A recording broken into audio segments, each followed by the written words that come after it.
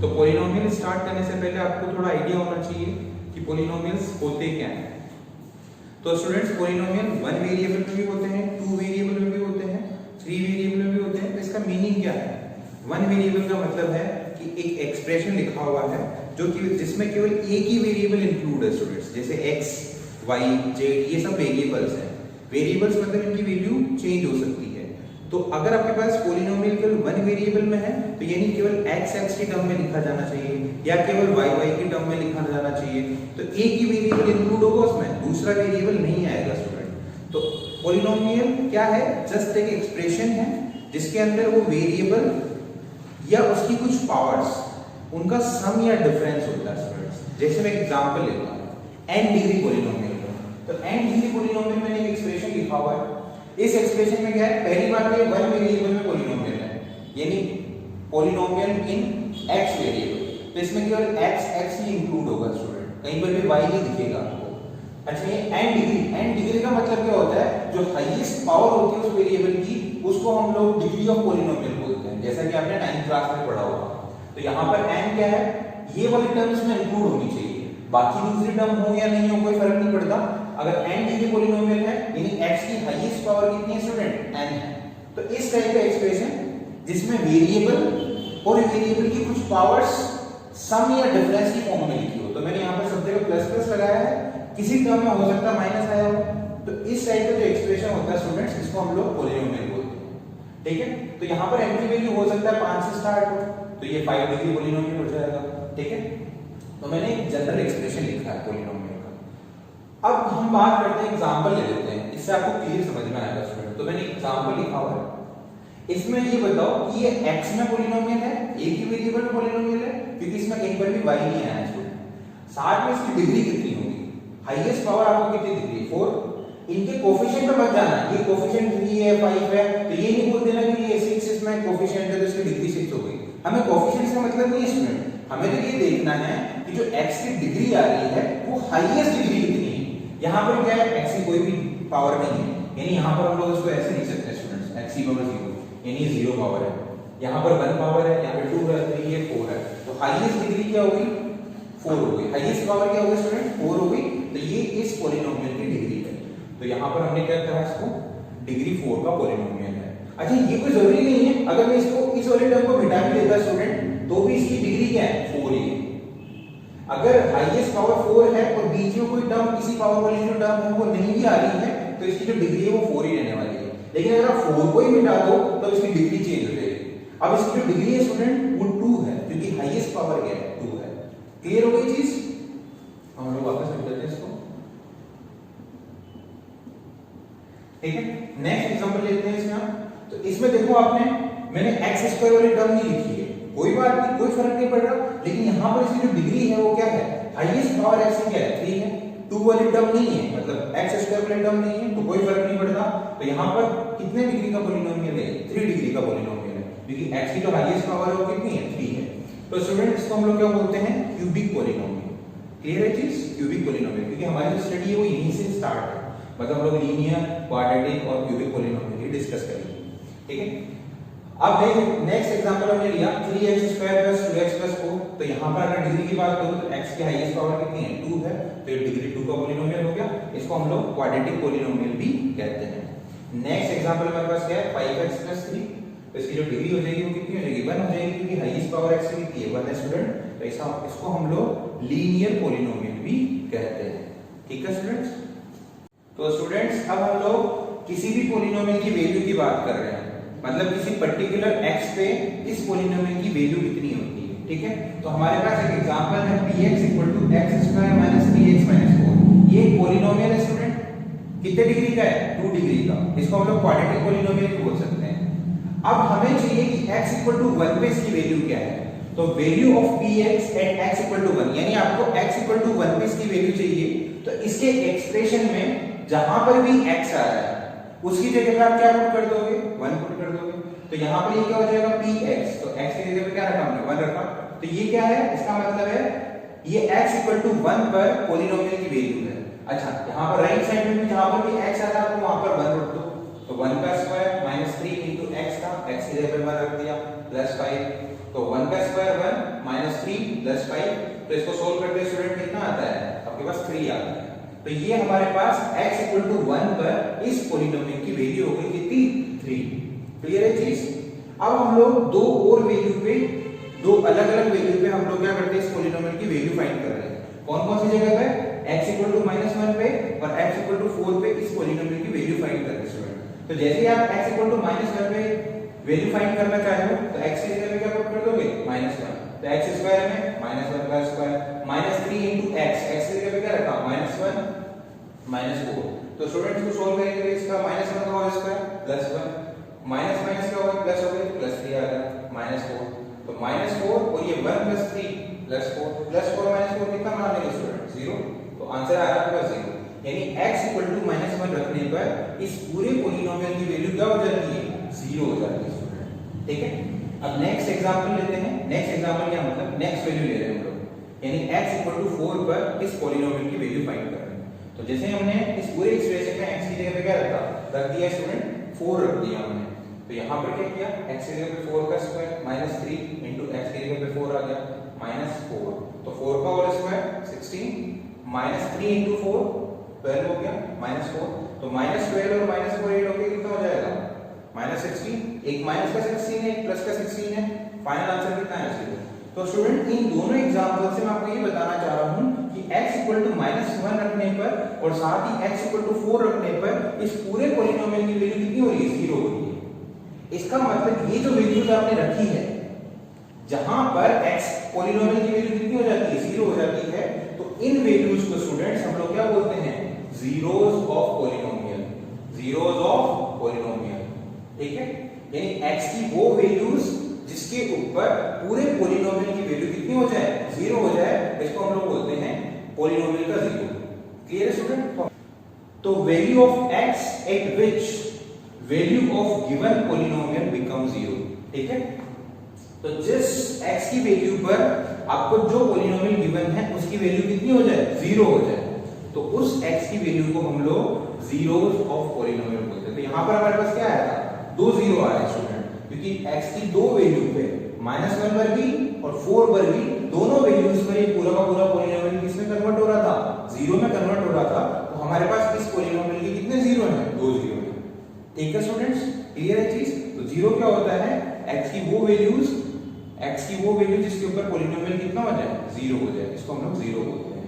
ठीक है, तो यहां पर x इक्वल टू -1 और x इक्वल टू 4 दोनों के दोनों क्या हैं इस गिवन पॉलिनोमियल के जीरोस हैं स्टूडेंट। ठीक है, अच्छा इसमें एक चीज बहुत इंपॉर्टेंट है, वो क्या है आपके पास जो भी पॉलिनोमियल गिवन है उसके कितने मैक्सिमम 0 हो सकते हैं ये इसकी डिग्री पे डिपेंड करता है। अभी इसकी डिग्री कितनी है 2 है, यानी क्वाड्रेटिक पॉलिनोमियल है, इसकी तो डिग्री कितनी है 2 है, तो इसके मैक्सिमम 2 0 आ सकते हैं स्टूडेंट्स। ठीक है, जरूरी नहीं है हमेशा 2 ही 0 आए, हो सकता है 1 0 भी आए, हो सकता है 1 भी 0 नहीं आए, लेकिन इसके मैक्सिमम जीरोस कितने हो सकते हैं 2 हो सकते हैं। यानी x की दो वैल्यू पर इस पॉलिनोमियल की वैल्यू 0 हो सकती है। तो इसका मतलब है कि किसी भी पॉलिनोमियल की जो नंबर ऑफ जीरोस हैं कितने जीरोस आ सकते हैं वो उसकी डिग्री पर डिपेंड करते हैं, और मैक्सिमम कितने जीरोस हो सकते हैं वो उसकी डिग्री के इक्वल हो सकते हैं। यानी हम लोग लिख सकते हैं नंबर ऑफ जीरोस यानी maximum number of zeros of a polynomial is equals to degree of polynomial।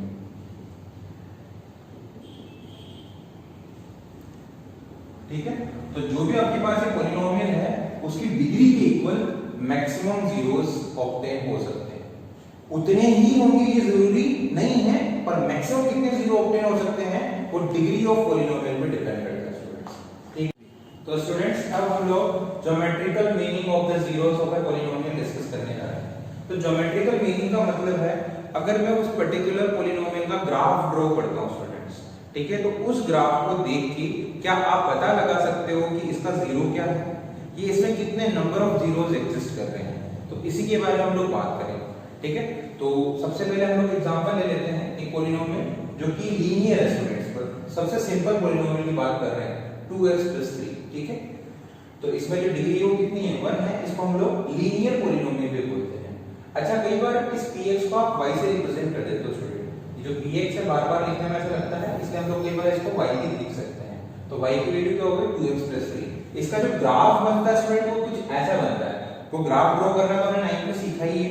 क्या करना होता है, कुछ नहीं, आप एक टेबल बनाओ, ऊपर x लिखो नीचे y लिखो, तो x की वैल्यू पुट करो तो उसके अकॉर्डिंग y कितना मिल रहा है वो लिखो। तो इस तरह से आपके पास पॉइंट्स आ जाएंगे। तो इस कोऑर्डिनेट एक्सिस में उन पॉइंट्स को मार्क करो और फिर उनको ज्वाइन कर दो, तो आपको क्या मिल रही है, एक स्ट्रेट लाइन मिल रही है स्टूडेंट्स।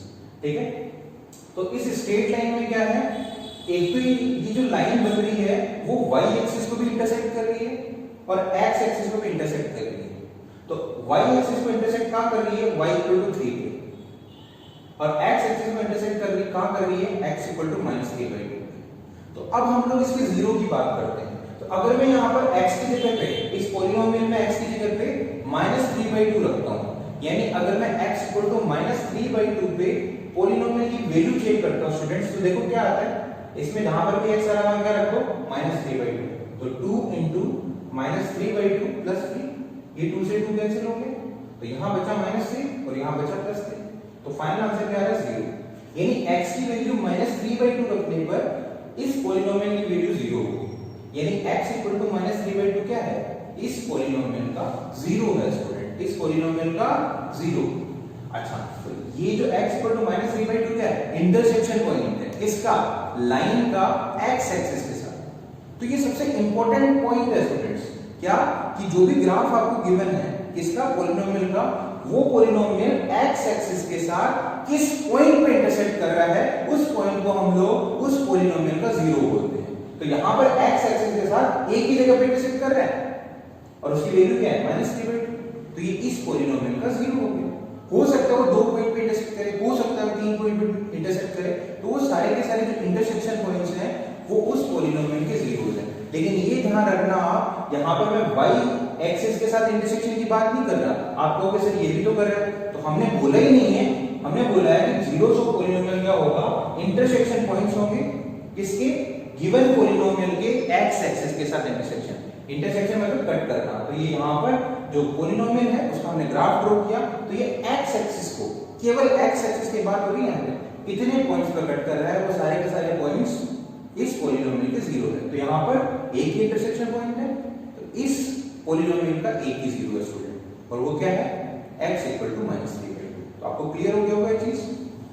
अब हम लोग बात करते हैं कि अगर आपके पास एक लीनियर पॉलिनोमियल है, तो लीनियर पॉलिनोमियल को स्टूडेंट्स जनरल वे में इस तरह से एक्सप्रेस करते हैं, ax + b। यहां पर a की वैल्यू कुछ भी हो सकती है, b की वैल्यू कुछ भी हो सकती है, ठीक है। तो यहां पर a की वैल्यू रखते जाओ, b की वैल्यू रखते जाओ, आपको एक्सप्रेशंस मिलते जाएंगी, है ना। और ये सारे के सारे एक्सप्रेशंस क्या होंगे, लीनियर पॉलिनोमियल कहलाएंगे स्टूडेंट्स, ठीक है। तो यहां पर इसका जो जनरल एक्सप्रेशन है लीनियर पॉलिनोमियल का, वो ax + b है।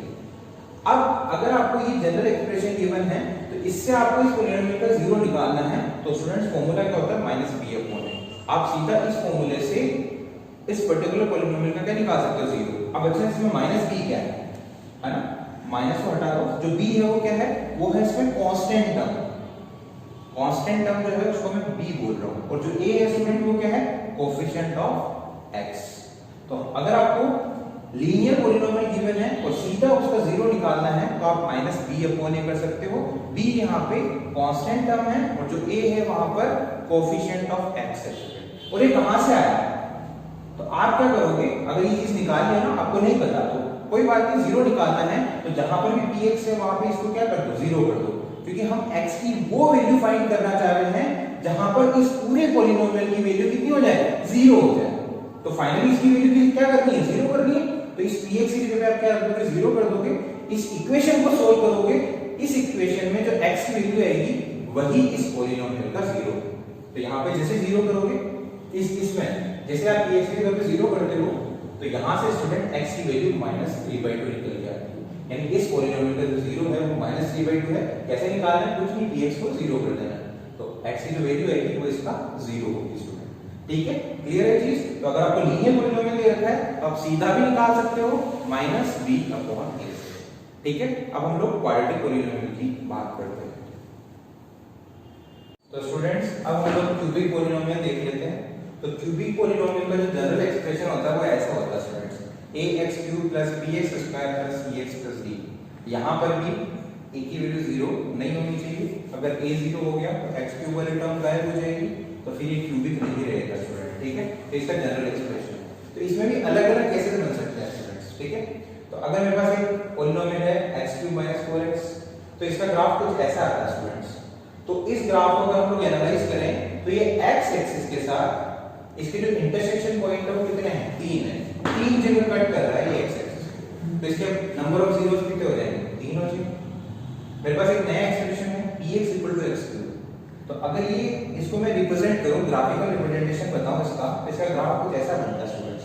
तो यहां पर ये x एक्सिस को केवल एक ही जगह पे इंटरसेक्ट कर रहा है, यानी इसके जो नंबर ऑफ जीरोस है वो कितने हैं, 1 है। मैं एक नया एक्सप्रेशन लेता हूं px = x³ - x²।